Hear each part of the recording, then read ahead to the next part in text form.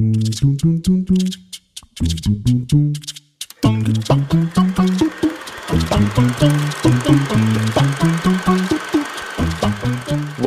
back to season 2 of Mixed Reviews. Season 2, baby! No, you can't talk it. You can't talk it. Oh. I was going to introduce you. We have a new guy as a host. It's Jordan. There. Now you can talk. Okay. You do your beautiful little intro. No, I just did. I threw it to you. Will you shower me with compliments and tell me how much you love me? Jordan's our new host. Welcome, Jordan. I'm here. Hey! What's going on, guys? You might remember him from the Back to the Future podcast from nearly a year ago. Yeah, almost a year ago. But I am glad to be back with you guys. That's crazy. Well, Tom and I were talking, and we wanted to do the podcast again. So I was like, why don't we add Jordan to it? Because I had been thinking it, and Tom was like, yeah. So I texted you. You texted me 7 times, all separate messages. Very important question for you. Will change the course of your life for the better. Can you make yourself free every Saturday morning? Because if so, I have another really important question for you. And I was just like, this is too many texts. I'm just as I was typing out, would you want to be on the show? And then you called me as I was writing it. And then I called. But look, and now we're here. That's a lot of words. And then we proceeded to do 20 minutes of pirate Tinder. yeah, we went on that bed of Tinder for pirates. What was it? Swipe right to plunder, swipe left to plank. It's in my notes. Wait, I wrote it down because I thought it was funny. I like a girl with a nice booty. Yeah, no, you're right. Yeah, it was swipe for plunder. Looking for some booty. Shiver me timbers. That's a super It's when you shiver me timbers. I like a girl that can shiver me timbers. I'm in the search for some booty. Looking for someone to hoist my sails. I have very little to contribute to this bit, so I'm just kind of here. You don't have anything for the Tinder pirate? Nah, you guys... No, it's not Tinder, it'd be Timber. Timber, yes. Yeah, there we go. Tom brought no energy today. Yeah, Tom's had 6 coffees, and he's gone past energized, and now he's anxious, and... Look at him. No. Anyways, well, welcome, Jordan, but I think I think we should get into it. We should get into it? Mixed reviews. Jordan picked our movie this week. I did. It was his welcoming gift, and I was instantly disappointed when you told us what movie we were watching. Oh my god, yeah. And then it changed. And then it flipped. And then I was like, well, maybe he has a point. Yeah. I wanted you guys to regret this decision as soon as possible. I regretted it the second I saw the name. So, I mean, our viewers already know what we're watching, but Jordan, what movie did you pick this week? I picked Madam Web. Simply because, I was looking through your catalog of episodes that you've done, and it's a lot of, recent movies, but also, you guys sure do love to talk about good movies that you like. Yeah. Gotta mix those reviews a bit. Gotta put some garbage We in said there. that we were going to look at good and bad movies, and we never did, so that's when I was like, oh, he's got a point. It's easy to talk about good movies and say good things about good movies. But yeah, no, I've watched this 3 times now. I dislike this movie a lot. But nonetheless... Yeah, it's not good, right? No. Let's watch it one more time. Let's do it. And then let's get into talking about it. Yippee! Yay. Okay, yay. Oh, here we go. I felt like that was Marvel's first Spy Kids movie. You know what I mean? It's really janky VFX and just baseline. What, Madam Web? No, Spy Kids. Spy Kids was great. Don't talk about Spy Kids like that, man. Spy Kids was great when I was a kid, and I watched it again and I realized how bad they were. No. Yeah, it's almost like it's a kid's movie and you're an adult now. My dad can't be a spy. It's Spy. Those movies are cinematic masterpieces. Yeah. Don't you forget it. Agree to disagree. No, they were good. I remember loving those movies. Anyways, so that's off topic. Madam Web. Madame. Why is she a madame? Never comes up. Yeah, no. It never comes up. I don't think they ever say it's her name. Yeah, it's just the title of the movie. She's like... Oh, well, her last name's Webb. But they never call her... They never say Madame Web. No. Yeah, there's never a scene where it's oh, madam. It's oh, please, madame was my father's name. Call me Cassie. I think that would have been the best scene if they put that in there. Yeah, that would have been great. That would have been... I think you should have wrote this thing, man. I should have wrote, directed, starred. I'd be a great Madam Web. I think you would have been... I can bring that sardonic angst. You need the pit vipers to play. I need thin vipers so you could see my eyes and see that they're working. There you go. and that I'm not blind. All right, well, where do we start with this thing? I don't know. I mean, Where do we start? There's the beginning of the movie, like seconds into it, the reason I instantly turned off taking this movie seriously was literally I think the second line of the movie was his line, and it was the worst ADR, and I was like, oh, one bad line, you know. Nope. Yeah. The entire movie, they re-ADR'd his voice. like almost the entire character. Yeah. It was so weird. Everything he says. Well, I mean, I had zero intention of watching this movie. Mhm. And if it weren't for this podcast, I probably would never have watched this movie. Same here. Mainly because the ridiculous memes that I've been seeing since it released. Weirdly enough, it's kind of unfair that I went into the movie knowing as much as I did about True. it. It's like I was so biased when I was watching it. So I decided to watch it kind of on my own terms and on my own volition, like alone. And no, I still hated it. It was horrible, and there are so many things wrong with it. There's a few things I liked about it, but I'm talking like tiny things that have no real significance to the quality of the film. Mm. And it just makes me wonder what the hell actually happened. It's kind of upsetting because it could have been so awesome. It could have been really cool. They set up like a really awesome, strong woman movie with 4 lead heroes. And then nobody brings it. Yeah. And it's just devoid of passion or, interest at all. This is a bag-focused movie. Everyone's just there to get paid. Honestly. But I love how, spoiler alert, the true hero of this film is PepsiCo. Yeah, oh my best God. sponsorship. The best sponsorship. The fact that the heroes of the film don't land one hit on the villain, and the way they defeat him is with a giant Pepsi sign is like... There's no fighting in this movie. No, it's not. An ambulance packs a bit of a punch. A taxi cab packs a bit of a punch. But the PepsiCo P packs the biggest punch I of like it. all. And it's funny too, because he's shown to have the Spider-Man strength. And they even say in the exposition that he has the strength and the climbing stuff.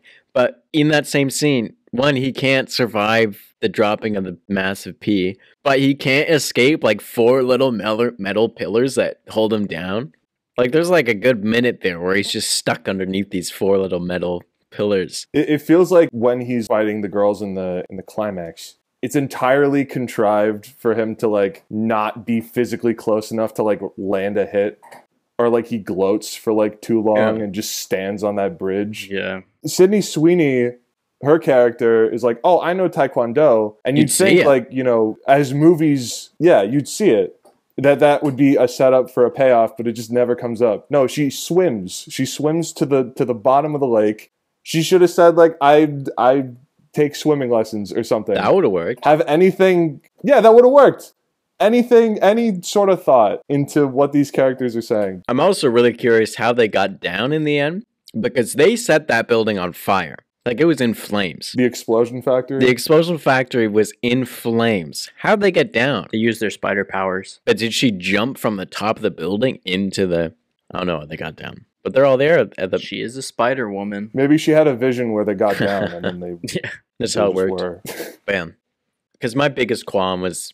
Other than the writing, was that ADR. And the whole time I was just trying to sit there like, why? Like, what? He does the accent. And the few lines he has that you can tell aren't ADR, he does the same voice. So it's not like the Doolittle movie where they just get him to redo the whole accent. Yeah. And obviously the edit's all forced around it. They're cutting out his dialogue to redo it. So that led me to... I was looking up, doing research about, like, what was the script originally? Like... Because obviously they rewrote it a whole bunch of times. Like, I think they said that in their interview. Like during the press junket? Yeah. They rewrote it a whole bunch of times. So it's like they shoot half the movie with one thing and then they changed it and they had to, like, instead of reshooting all his stuff, they just ADR'd it. And then I stumbled onto rumors. No one's confirmed it. But the original, quote unquote, the original plot was that obviously Peter's born in the end of the movie. But apparently it was, he was trying to go kill Emma Roberts, so Peter Parker's never been born. That was the whole, he's trying to stop this from happening. And then she, with the 3 girls, stop him from doing that, right? And that explains, like... Make a lot of sense, yeah. Right? And it explains why... Like, when Emma Roberts showed up, I was like, why? What? She wasn't in any of the marketing. She's like a pretty like up there name. It's like, what is she doing here? Get out while you still can. Yeah. And it's weird too, because like they originally were gonna set it in 1990 to work with Andrew Garfield's Spider-Man. Apparently, the other people went deep into it. I don't remember what they said, but in videos, like there's a whole bunch of stuff that like works with like in the movie that works with it lining up to Andrew Garfield's Spider-Man being born at the end of the movie. But then they changed it to 2003 to work with Tom Holland's Spider-Man, which makes sense. He's never gonna show up in these. Yeah. I don't know why they're banking on that. Well, I don't think they're ever gonna make another one. But I hope they don't. What do you mean? This did so well. There's going to be so many spin-offs and sequels. Toys. Buy the toy. There's Madame Web Nerf guns. That's something I wanted to kind of touch on, actually. I have a lot of notes about it. So I kind of separated this movie into what I liked and what I didn't like. And something within my what I liked here is how Ben, Mary, and then like the baby is part of this movie. Mm-hmm. Because it was objectively one of the best parts of the movie, you know, like the baby shower scenes. Obviously, Adam Scott's Ben Parker and Cassie's friendship was probably one of the best parts of the movie, for me at least, like most entertaining and natural feeling. Just like the fact that there's significance to the whole plot seems like it's removed, right? Like they're there, but they're not. And the whole sequence of the movie kind of plays up the three girls. They don't even get their powers in the movie. No, but like the main event in the climax is the fact that Mary is on the way to give birth and now the guy spotted them and is like chasing them, right? So like this Mary character is moving the whole story around. Yeah, she's such a big part of the final act, but for the majority of the movie, she's really only there for name drops. Like she doesn't serve any significant purpose. Or lack thereof name drops. Did you guys notice that? That's another thing I wanted to say. Is it's awesome, you know who they are, but you have to either A, be told or be paying attention bulletproof. Like, I missed the Ben Parker name drop because it's only said once that his last name's Parker in the hospital scene right after they talk with the kid in the hallway who wants to give Cassie the photo. She's like, oh, that would be Mr. Ben Parker or whatever who did all this. Yeah. I missed it. So for the whole movie, until Jackson really kind of told me, I was sitting there thinking, oh, this guy's just named Ben. Like, obviously, anyone in the Spider-Man universe named Ben is going to be like, oh, is it Ben Parker? But it's like, come on, like, an average moviegoer would pretty much miss that unless, like, they were very well read on all the Spider-Man history and all this stuff. So, or if the subtitles were on. Yeah, well, it's such a reach, right? And when you're making a movie like this, it's best to keep in mind like your general audience. Like it's good to make a movie for someone who is definitely going to get that reference. But considering they're trying to bring in a lot of, I'm assuming, young girls and young people who might not be like as well versed in the Spider-Man world as you know, like the three of us, because we grew up with all these different Spider-Man properties. It's such an easy way to lose certain people in your audience because they don't know everything, right? And especially since they're name dropping Peter's parents' names a lot rather than, you know, like Aunt May is referenced once. Yeah. But they don't even say May. No, that's what I mean. It's like, oh, what's her name? And he's like, yeah, he doesn't say her name. And obviously, if anyone knows Peter Parker, the next name you associate with is Aunt May. Never once mentioned the name May, right? So if you want someone to get that reference in a very obvious way, you have to say the name May. And I wonder too if that adds to like them being in it and such prevalent characters. Like, was the original part like, especially because she moves the story, Mary moves the story so much. Like, were they big parts in the movie? And they shot all these scenes and were like, okay, we'll scratch this Peter Parker. And maybe it was even the producers came in and were like, no, we can't do Peter Parker, or we don't have the rights, or whatever. I don't know. But maybe it was like a halfway through, someone came in, they canned it, and then it's just like now they have this half movie with Peter Parker, and they're like, switch it up, switch it up. No, I mean, I agree with you. It's kind of ridiculous. Also, the fact that you never see his parents, like, or his father. So actually, this kind of ties in. My mind's a bit scrambled with this. You guys mentioned originally it was going to be Andrew Garfield's tie-in, which obviously won't work because we know his parents. Yeah. Right? We know Andrew Garfield's father and mother in those movies. Because the whole plot is the story about, you know, they die in a plane crash and all this and that. And There's definitely more of a focus on Peter's parents. Yeah, and it's they kind of pull from like the Ultimate Comics where they're like Shield agents. Yeah. They're not Shield in the movie, but like, you know, yeah. agents And of some kind. It doesn't work because they had a lot to do with some kind of spider research, very similar to Madame Web's mom in this movie.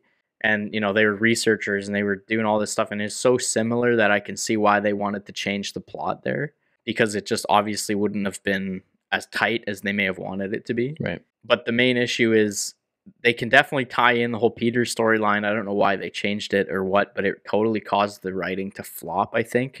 And the idea that the main bad guy was trying to chase Peter this whole time would totally explain all the issues with the ADR and the bad editing around his dialogue.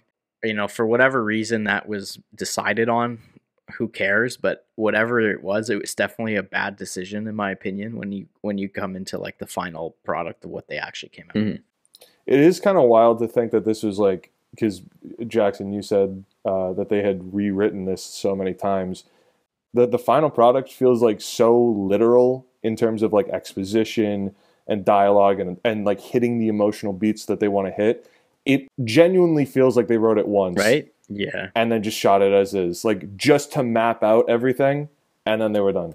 Like from what I could pick up, it was the two guys that did Morbius and a whole bunch of the other movies. They wrote it, and then they brought S.J. Clarkson on.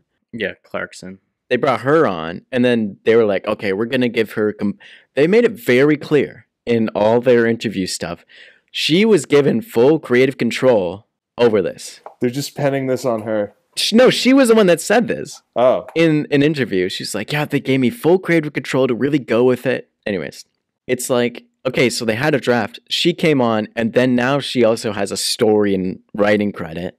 So it clearly, it's not even the first draft, because the two guys wrote it, then she came on and wrote it, and then there's more people that came on and wrote it. So with like, I don't know, 5 or 6 writers, it's like, how do you miss all this? Too many cooks. I have a chime in on this, just in my own opinion, is I think the people who were hired to write this movie are like contract, like they're just employee writers of the studios. Just like Yes Man. Yeah, and you typically find with people who have no real passion about what they're making, like it's typically like they write their draft and then they move on, they get their paycheck, and they don't really try to look through the script on like a serious in-depth level to make sure it works and to make sure that it plays with all the other properties they want to reference and play with. Like I was saying to you, Jackson, when we watched it, it always felt like they had this problem in mind with the writing, and they did like the quickest Google search they possibly could to either confirm or deny what they wanted to write. And then when they figured out, you know, blah, blah, blah, yeah, let's run with that, it works. And that's my only reference I could even say to that is the Toxic thing, which I know you guys definitely know about, is Britney Spears' Toxic. So I get the feeling like the director or the producer, whoever the hell it was who wanted that song playing over the radio. I'll also say that song does work pretty well as for what's happening in the scene, because he's trying to use his toxic venom. But also I saw it this last time I watched it, when she first comes back after failing, and the diner comes back and it's playing the intro where it's like the looping sample, which I thought was like, oh, that's kind of cool. It's because she keeps going back and doing this. And then the song even is looping. Anyways, I thought that was a good song choice, but... Yeah, that's fine. And, you know, I'm not criticizing necessarily the choice of the song, but, you know, it's because there wasn't enough care to really make sure it was a bulletproof choice, you know, like, because it's obviously set in 2003. Yeah. Didn't release on the radio until 2004. So it's that kind of like half laziness in terms of their writing that makes me feel like they did that along the entire way. You know what I mean? Yeah. Oh yeah, 100%. You know, like another pick I have is like Dakota Johnson's character in 2003 is wearing Blundstones that you're buying in 2024, 2023. I saw that. And I'm like, did these boots exist in 2003? Just shoot it, whatever. Just shoot it. Well, I mean, they kept changing it while they were shooting it. Just get it done. Yeah, they're just like, let's get it done. Screw it, you know. The entire plan of Ezekiel Sims, so he gains access to this technology, right? That like the NSA agent or whatever had. Yeah. first off, he has to seduce the agent. So like this entire like kill a national security agent to gain access to unreleased tech, you know, hinged entirely on that pamphlet. That's what I was just gonna say. And then they go to the apartment, they do the deed.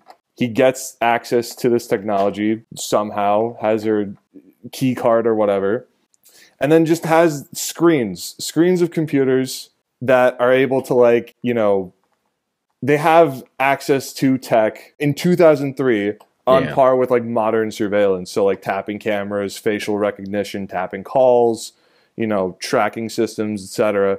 But also the ability to like make picture perfect renderings of faces based on recollections of a dream. I don't and then generate like perfectly de-aged maskless renderings of those same faces. And it's just like, you know, why set it in the past at all if you're this unwilling to work with the limitations of your setting? Because this is just hack shit. I'm sorry. This is like, this is groan worthy. I completely agree with you, man. It's like, there's obviously a suspension of disbelief. You know, the audience is comfortable to, you know, accept certain things because we're in a fantasy world, and like the movie makes such a point about its timelines and its dates. There's the 1 or 2 blurbs that come up, or titles that tell you what the year is, right? If they hadn't shown those, you obviously would assume this is set in 2024, because there's no distinction aside from Britney Spears' Toxic that kind of dates it at all. The outfits are quote unquote dated, but at the same time, they're just fashionable outfits. Well, here's the thing. I wanted to talk a little bit about the costume design as well. So I guess this is a good segue into that. The costume design is not dated at all either. The 3 girls who are probably the most complex costume designs are the only standouts they have are like crop tops and like somewhat low-rise jeans. Other than that, you would never be able to tell this was like set in the early 2000s. The costume designs are just pretty lazy. The cars don't look like they're dated in the early 2000s at all. Like, it's so ridiculous that someone can put that out and just be like, yeah, we killed it on this movie. We did an amazing job. I feel that, too, it adds into the fact that so much was redone in editing. It was like, how hard did they try to make things work, which led to a lot of really weird editing choices.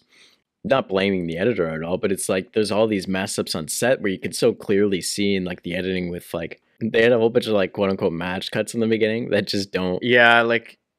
It's just like cutting on bad motion. And in the beginning, it's like they add the handheld documentary comedy camera style in only that beginning scene, which does not work at all. It just is silly.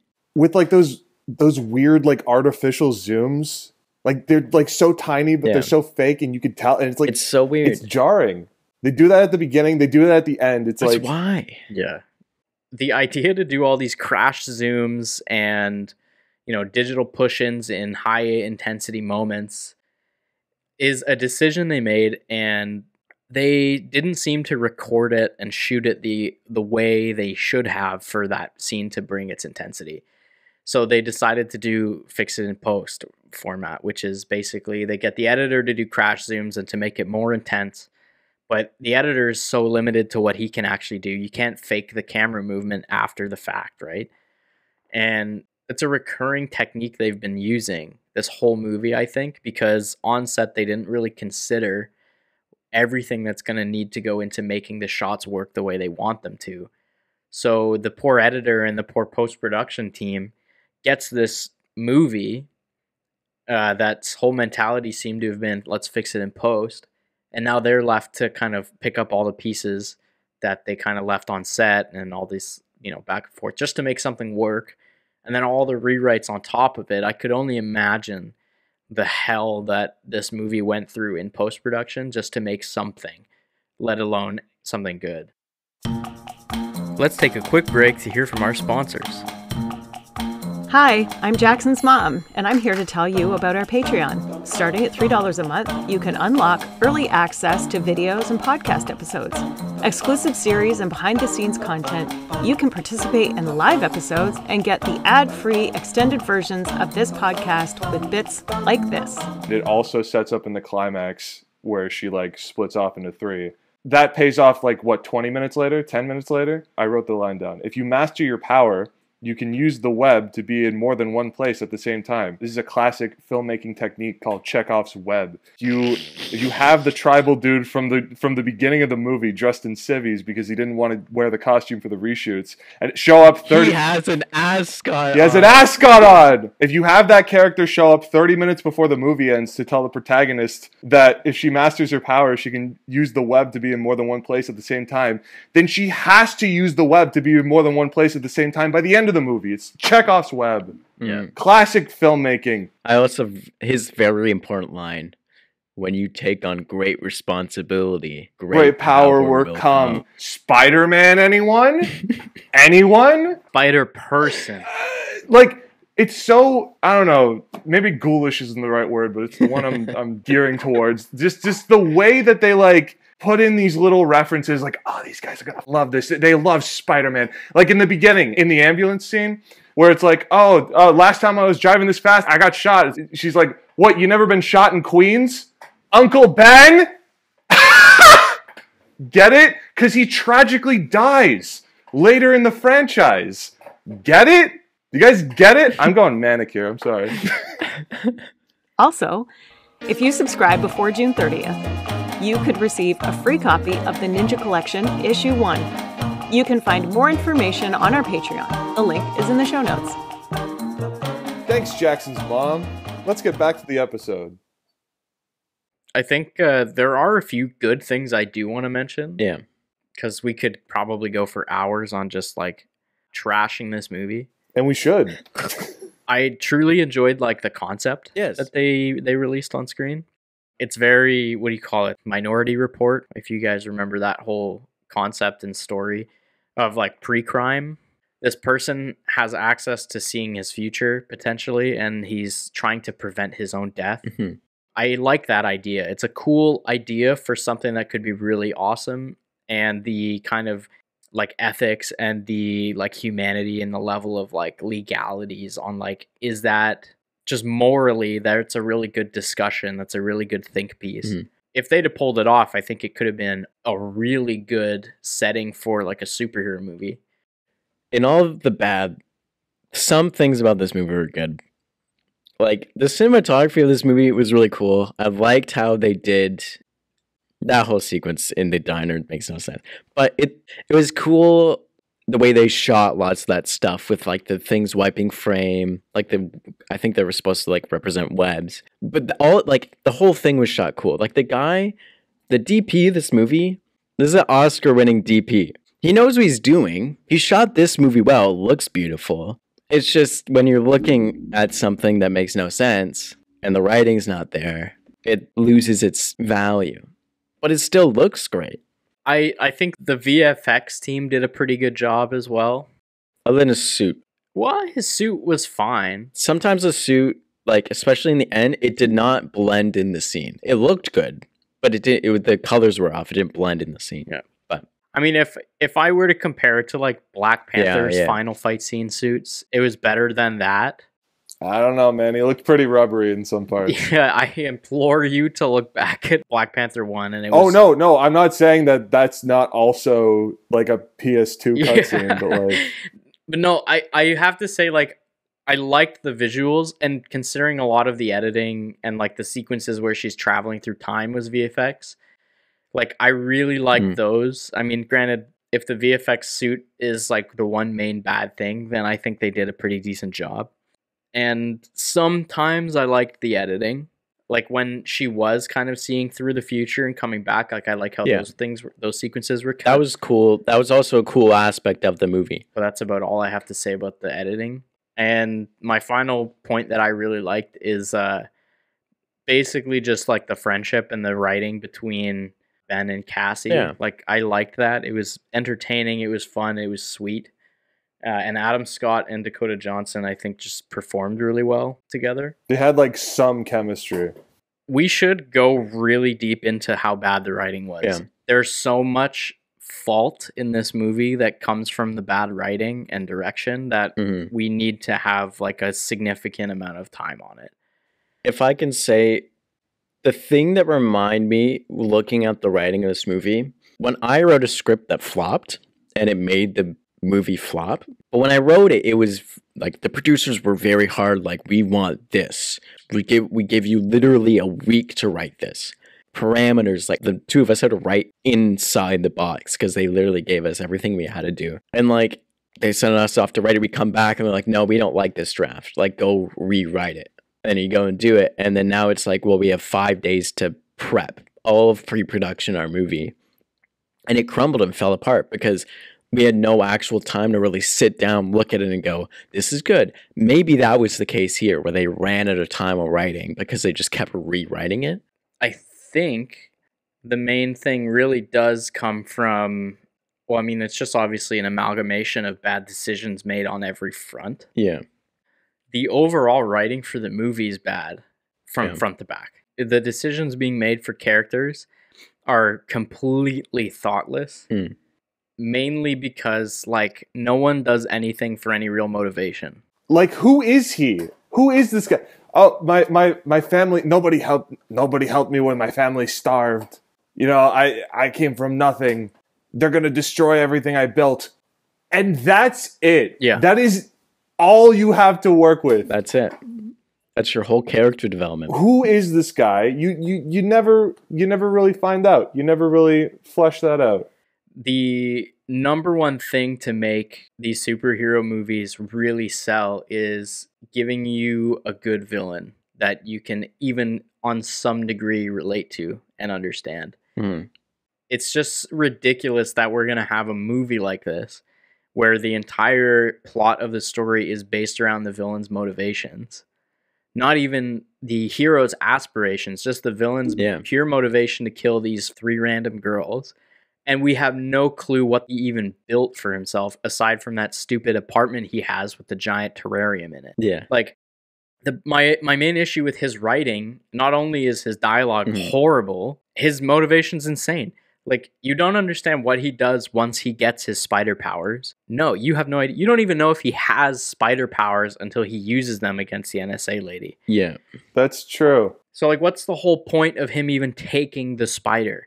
Why is he in Peru working as a security guy for researchers and now he's in New York City for whatever reason? Like, what's his storyline? In the over-the-top expositional dialogue in the beginning, it's, well, you know that these legendary guys live in the forest and they can have venom as powers. And that's what they lay. He knows that these things exist and they have venom powers, but they, again, don't tell you why he's there secretly, quote-unquote, protecting her to get that in the first place, other than, my parents didn't have anything, I had to work for this. Well, that's not real motivation. And if you look at any other villain in any of the other Spider-Man franchise movies, the thing that's missing from Madam Web the most is the capabilities of the villain.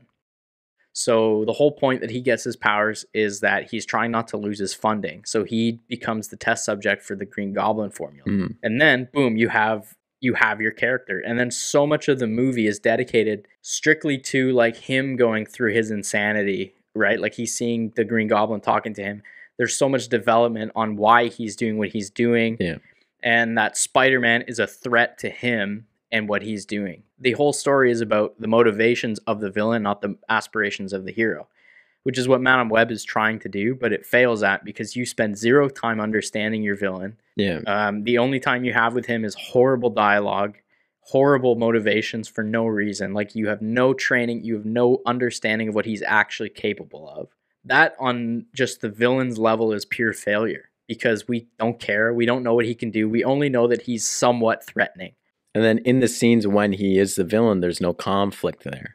Not at all. Because, 1, there's no character to back up conflict, but 2, he's just chasing them.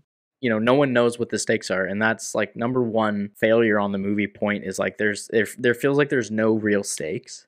That's my biggest gripe on the writing. They just waste so much time on, like, justifying the how and, like, just talking about what he's doing. Like, I'm sitting through these scenes, and it's just a slog. It's like, I don't know this person. Mm-hmm. I don't understand his motivations. I'm mad. I'm upset. This movie made me upset. But to it also on the flip with the hero side of it, it's like you got these 4 women who are capable of being strong heroes. Women Not heroes. in this movie. Not in this movie. Not in this movie. But in Madam Web 2. In Madam Web 2, they'll be the choice to make it just following her and then all they do is run takes away their ability to be anything but like damsels, like running away. Because like, yes, she has powers, but she can't use them for the whole movie. She doesn't use the abilities of being able to do things or to fight him and defeat him just to escape him, just to keep the movie moving forward. And it's a waste of her powers, really. She doesn't like use it to like figure something out, and like they get there ahead of time at the explosion factory and they don't like come up with a big like fight plan. They're just like, okay, well, let's just set off all the explosions that are here to slow him down. Yeah, let's just slow him down. And 2, it's like, if this movie was grounded in reality, they would have done a bit more research on how fireworks work, because those weren't it was just like shooting projectiles, which fireworks, when you see the firework part, you're just seeing flying bits of gunpowder go off in colors. And so the fact that it's a firework that blinds her underwater, little pieces of flaming gunpowder aren't going to stay lit underwater. That was a tangent just because I hated that part so much. But there was such a strive to make her into a comic book character. Into her comic book, which, like, at that point, why even bother? Yeah. Like, when you have to stretch it so far. Exactly. Like, why have her in a wheelchair? Why have her blind? I don't know why they keep making these movies about like they have an entire arsenal of recognizable Spider-Man characters. You know, they got it right with Venom. Yeah. Venom made some money. Yeah. Because he was recognizable, because people know who Venom is. Why go Morbius? Why go Craven? Why go Madam Web? Why go El Muerto? Mm. Even comic book fans don't really like know Madam Web. You know, she was just very a well goofy utilized. character in a couple of that, you know. Yeah, and like a handful of comics. She'd be more of like a Spider-Verse character. Yeah. If anything. It's like you have the source material of all these characters, but you're not going to use it to tell the source material's story. You're just using it as well, here's a character. Let's make her like this. I will say, basically, Marvel has never been fully true to any source material ever. So Marvel kind of lives off of like the reference level of things. And Marvel has been focused for a long time on making good movies in the superhero genre. And now they're just worried about making movies in the superhero genre to sell. Mm-hmm. And like basically their whole plot has been lost, I think. Like, because I was never a comic book fan as a kid. And then Iron Man and the Hulk came out. And I immediately was sold into the genre because the movies themselves were just, they were written well, they were paced well. But now they've basically dug themselves into this trap where they can't get out of what they've kind of set everything up to, and they've burned through all of the things people care about. Mm-hmm. I'm glad we're bringing this up because we're pretty much getting at the heart of the why this is bad. Also, we got to make the distinction between Disney Marvel Studios Marvel and Sony. And this, which is Sony Marvel. Yep. They're making Spider-Man villain movies without Spider-Man. I don't know if it's part of the deal between Marvel Studios and Sony that they can't have.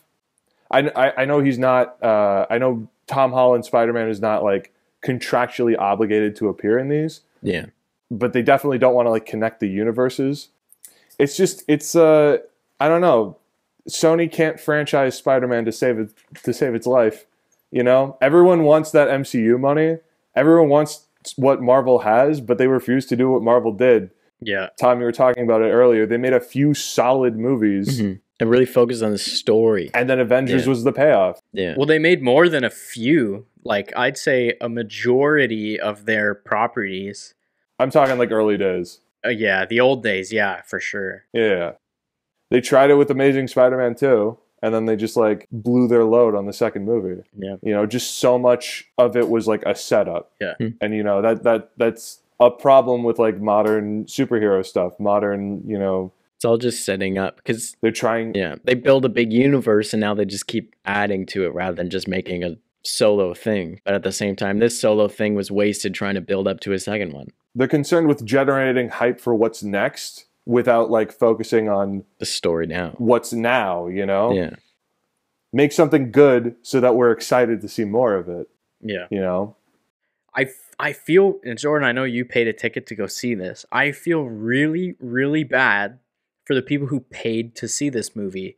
And it drives me crazy. Why can't you guys hire people who aren't pushing any kind of agenda or gender thing? Like, not to say that this is what it's doing, but like, it just drives me crazy. I think with the fact too of like trying to do with a Marvel movie that's fully like there's all the 4 leads are all female and it's a very female heavy story. That, let alone of just being great for PR, but just like that's awesome to see a movie with so many strong female characters. Yeah. Like that's a great thing to be trying to do, and I appreciate it. I was excited about it. I wasn't gonna go see it, but I was like, okay, cool, it's great, you know, we're moving somewhere. And then it comes out and it's just like, yeah, but the movie was terrible. Like you get the good actors to play the characters, you get, you know, a female director to come in and do it, and like you get all these things, but at the same time, that's just you have a bad movie in the end of it. It's not the actor's fault. Yeah. Like they did their best, but you just have a bad movie at the core of it. It's great to want to promote the movie saying it's an all-woman lead cast and it's an all-woman whatever, this or that. It's great to promote that, and it's great to do that. It's important that we're doing that in our industry, right? But the problem is, I think it's kind of shooting people in their own feet, because you do that, but then the movie comes out and it's not good. It's not a good viewing experience. You know, what they were always worried that the stereotype was going to be is that, you know, women can't make good movies, and that's horrible. Yeah. It sucks. If you make a good movie, it doesn't matter. It really doesn't matter who's in the cast. And if you want to make it an all-female cast, just make a good movie and cast your characters with female actors, and that's a surefire way to do it and make it good. And my evidence is Annihilation. I don't know if you guys have seen Annihilation with Natalie Portman. No, I haven't. So the main badass cast in that movie is an ensemble of five women. Yeah.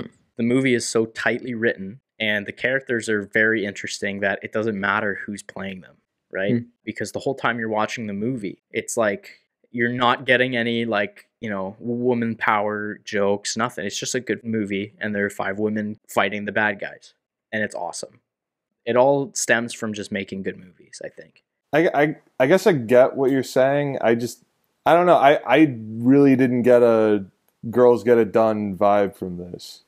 I think too, it's just like the characters overall in this movie lacked. Like it was really shallow character, and there was no character development because they just follow around until in the end they get their powers in the next movie.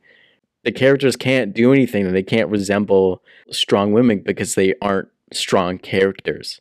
Yeah. They aren't representative of anything. They don't really have like anything going on.